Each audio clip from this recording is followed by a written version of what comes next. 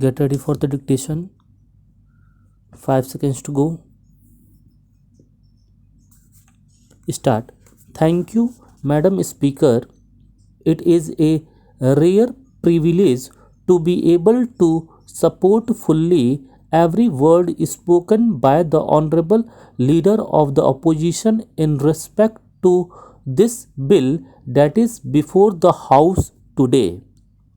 I would like to join her in commending not only the Honorable Minister for having brought the bill forward and the Chairman of the Standing Committee on Human Resource Development for having accepted the creative suggestions from the artistic community, but you also for allowing this to be introduced in short notice. I would also like to compliment the Honorable Leader of the Opposition for the outstanding speech with whom I think none of us in this House can possibly disagree. Madam Speaker, the problem is that though the Indian Copyright Act of 1957 in its current form holds in most instances that the creator of a work is its rightful owner, except when the piece is created under contract where it goes to the company that has commissioned the work. The companies have taken advantage of this, as the leader of the opposition pointed out, by getting artists to sign contracts that are not to their own advantage. In the 1960s, the Nightingale of India, Lata Mangeshkar, raised the issue that in the music industry, once the composers and musicians sells their work to companies, they receive nothing more than the agreed price, and all the income from the distribution of these songs went to the companies. This is the real problem. Once these companies reimburse musicians and take their work, they feel that they have complete control over the work, which they may assign as they wish and how they wish, repaying all the attended income. Now it gets further complicated because in music you are no longer looking at just one time deal. There is now the phenomenon of remixings, where very often old songs are revived and played by new artists with new instruments but with the same lyrics and with the same tune. These revived and remixed old songs sometimes bring in large amounts of money for the companies that own these songs.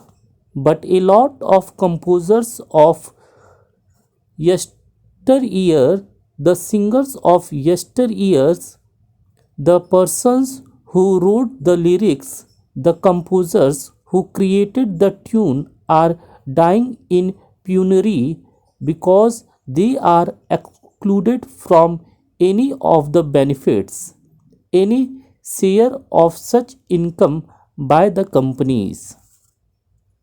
In fact, I am happy that the minister has thought about this, and that is why he has put in a 5-year period cap before songs can be done, remixed, and changed. This is a very positive development in the bill, and I would particularly like to draw the attention to it because the works are ultimately the intellectual property of the creators, and they should have a say in what is done with their music, how it can be altered, remixed, or changed. We need to deal with the basic issue that the creative parties in the music business should have a say over their work. Their right is vested in the companies. The companies have taken the wrong analogy. They have acted as if they are building a building and they have commissioned somebody to actually put the brick and the mortars and build the wall. Once the wall is built, the building belongs to the owner. But music and creativity is not like that. Music or any creative art is not the result of a mere monetary investment. The business side is important, but it has to respect the feelings of the creative parties by granting them a commercial success in their works. In fact, my honorable friend read out from the letter that was sent by the very distinguished galaxy of artists. I would like to read another part of the letter. She is right in mentioning the fact that they have become non entities. That was an important part of that letter. But in the end of the letter, they specifically asked that the committee should, in the bill, secure the right to loyalty in favor of authors and composers as a non assignable and non waivable right. Thus, in doing so, the irrevocable right of authors and composers to secure a loyalty is protected against the monetary interest of music companies and film producers. This is exactly what has been done by the committee in clause 8 and 9 of the bill, which is before us today, which amended section 18 and section 19 of the Copyright Act. I think this is particularly impressive as the leader of the opposition pointed out. It is extremely important that we respect and stand in solidarity with many great names of our music industry.